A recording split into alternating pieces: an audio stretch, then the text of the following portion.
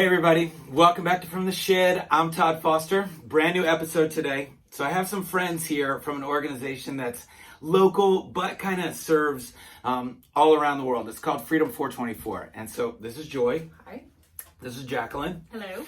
And so I want you to get to know them a little bit and also what this organization is about. So if you guys remember, I told my story in the past. I was a worship leader for about 20 years, lost my voice, but missions has been a huge part of my life. And it's actually my main role at Blue Ridge where I serve and work at.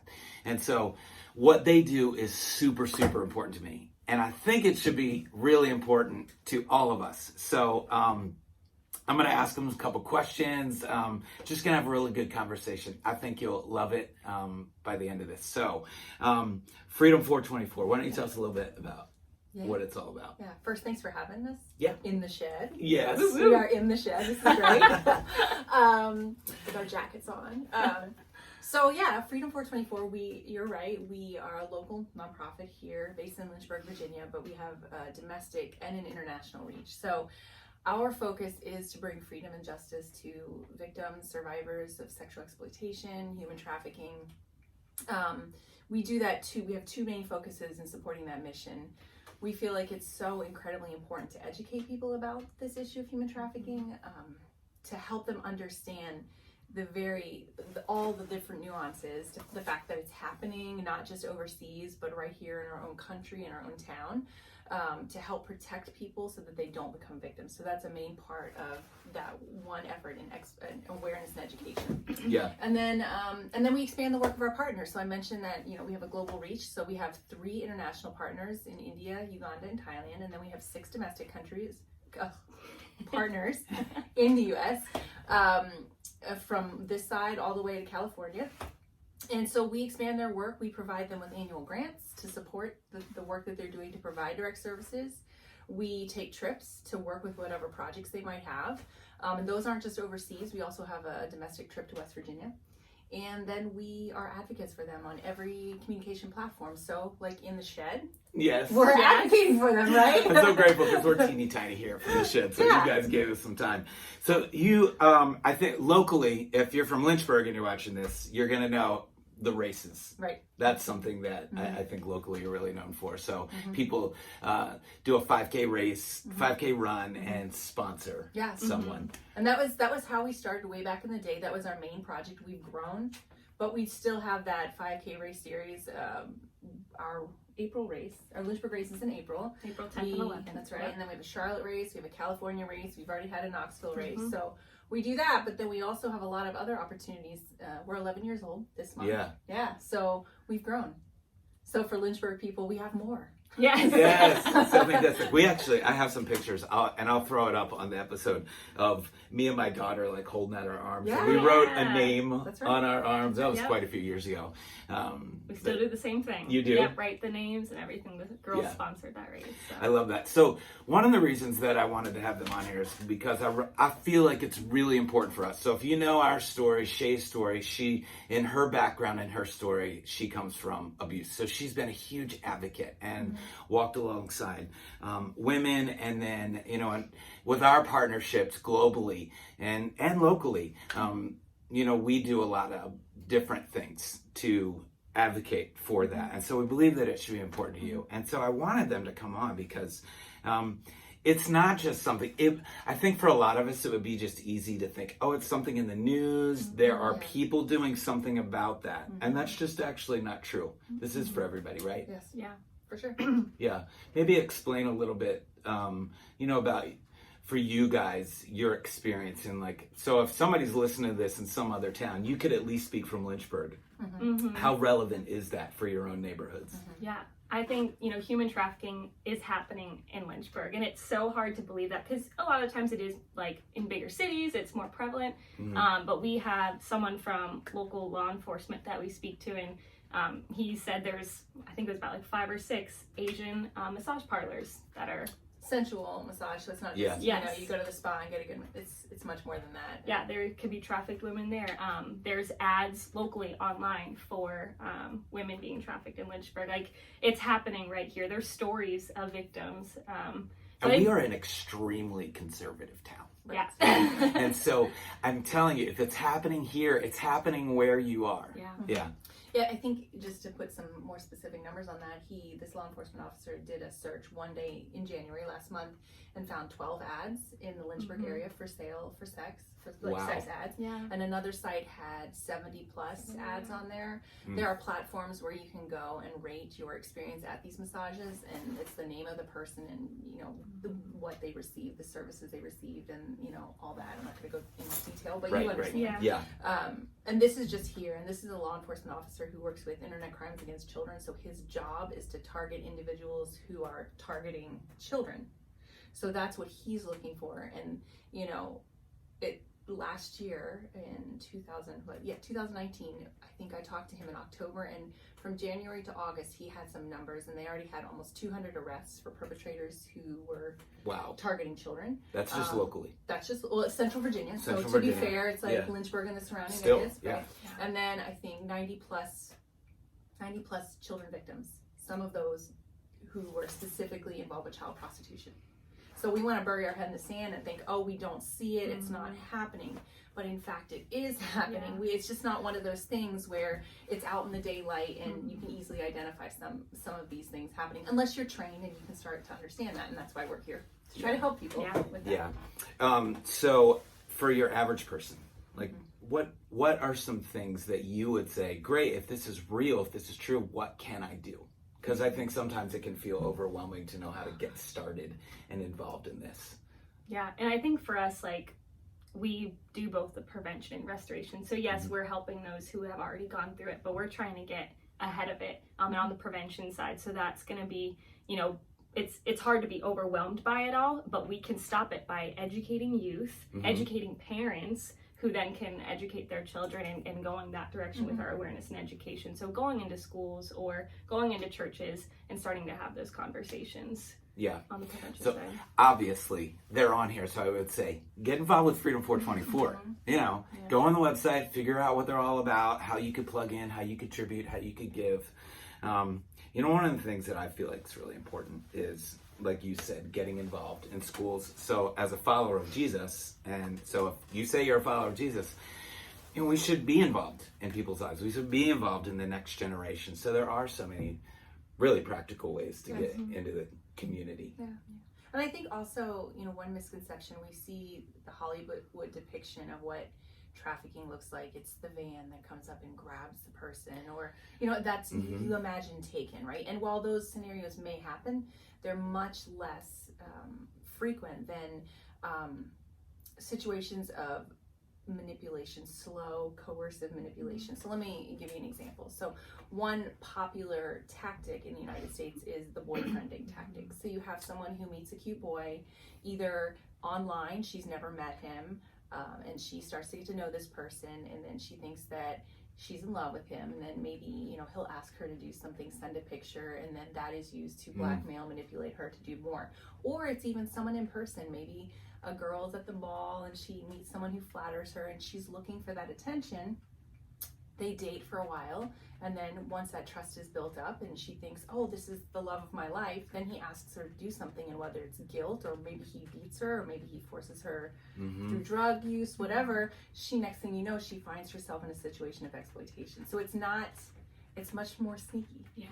And oftentimes we see these situations of exploitation being done by someone that the person is close to or knows well, a family member, a friend, you know, someone, it's not often a stranger. So, you know, I have an 8-month-old daughter, and I think, you know, when I was younger, our parents talked to us about stranger danger, and if a car runs up, run the other way, you know, and those kinds of things. And it's not so much, that's not so much of an issue with the technology that we have, with being connected with everyone. Children are connected to the world with the phone that they hold in their hand. And therefore, everyone can be connected to them.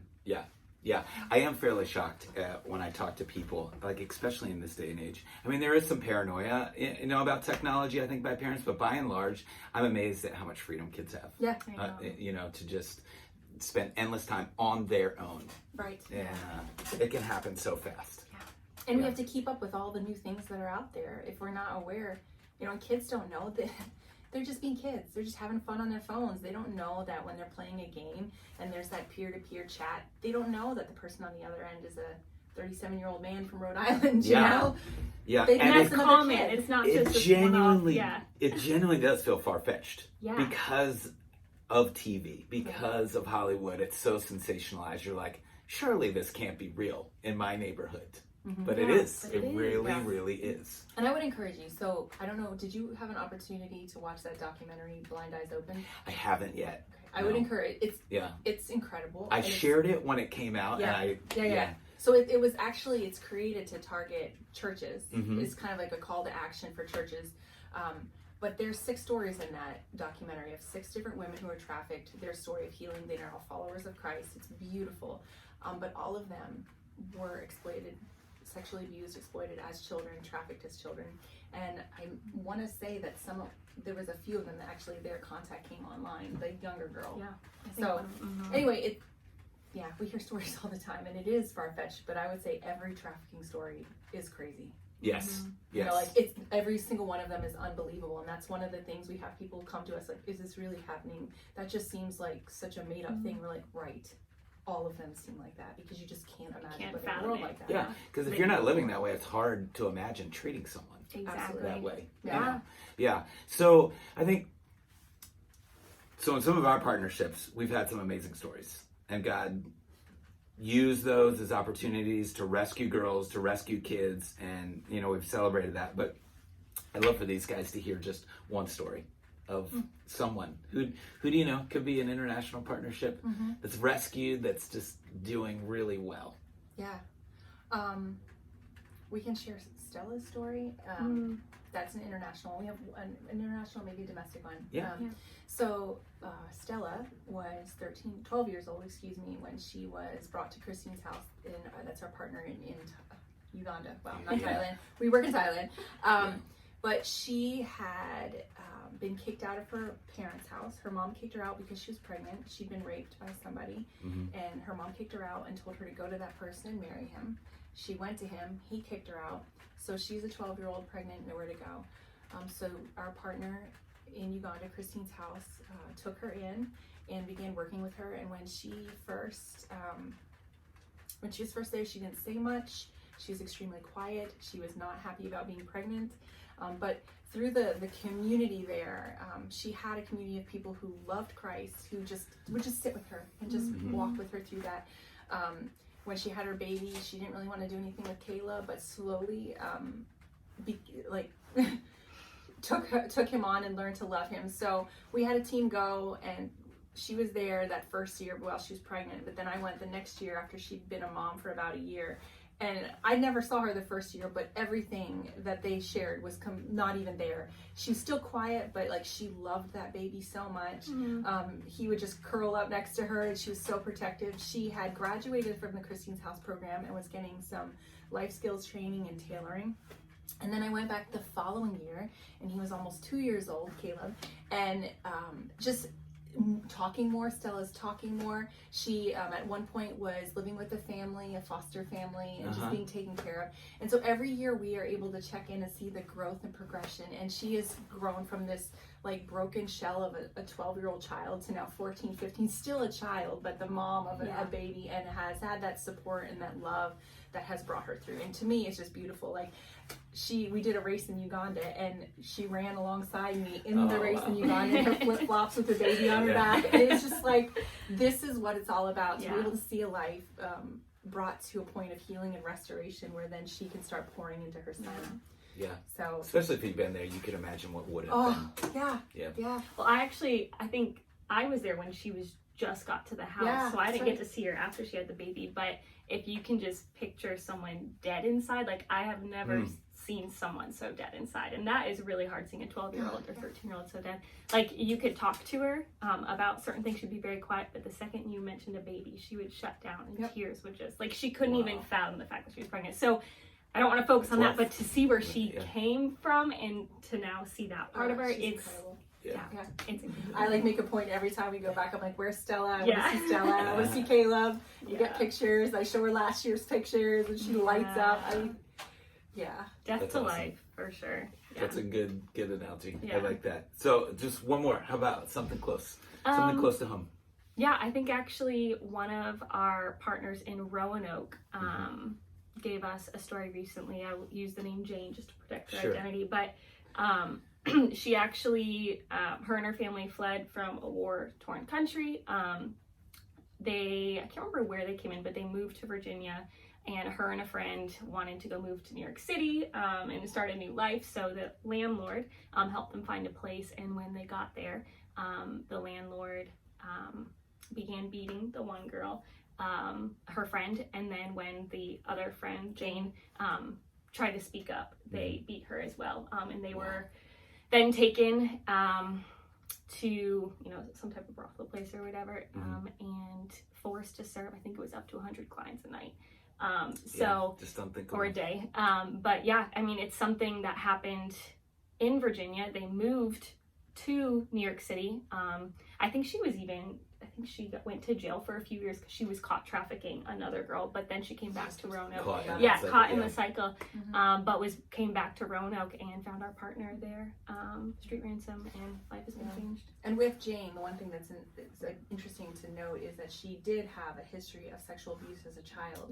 And that's one thing we talk to people about. Human trafficking knows no specific demographic or socioeconomic level. When you have certain vulnerabilities, kids have vulnerabilities no matter what they are, that they're more trusting, but then you add some of these risk factors like sexual abuse. 1 in 4 girls to 1 in 6 to 7 boys are sexually abused before they're 18, and so when you look at that as being one of the main vulnerabilities, they don't understand what a healthy sexual relationship should look like. They don't understand that when they're asked to do what we would view as compromising, since they come from that history of abuse, they don't have the ability to, they just and then add to that the fact that kids are being exposed to pornography between the ages of 8 and 10. So you have the sexual abuse, you have the pornography, which completely skews their perspective of how people should be treated, women especially, in the violence of pornography. And so it's no wonder that when they're 13, 14, 15 and they're being asked to do things and take photos, and it's all these risk factors compounded that make them so much more vulnerable to being exploited and trafficked. So for Jane, sexual abuse was part of her history.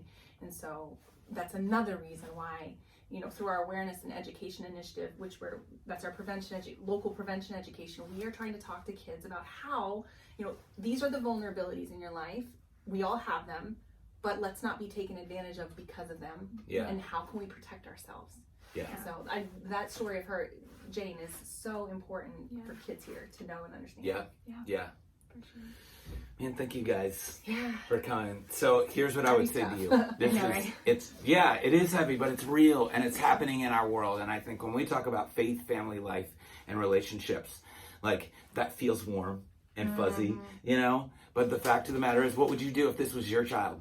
Like, I can't imagine one of my kids being drawn in, taken from us. I can't imagine. But there are kids that need someone to be an advocate for them. There are women that need someone to be an advocate for them. And when you look back on the legacy that you leave in your life, that I leave in my life, what will be said? What will my kids look at me and go, my mom and dad did something about that. They stepped in. They engaged with it. They didn't look away. And we don't want to look away. This is our time in history to do something. And so if you're hearing this today, take a few minutes, spend some time with God, ask him what your part would be in it. You will be glad you did. I promise. Thanks for hanging out with us. We'll see you next time. Bye.